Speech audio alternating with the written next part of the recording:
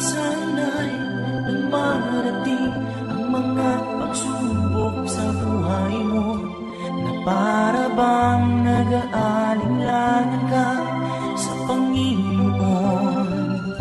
Nag-iisip ka kung ano ang iyong gawin, ngunit nanatili pa rin sa buhay mo.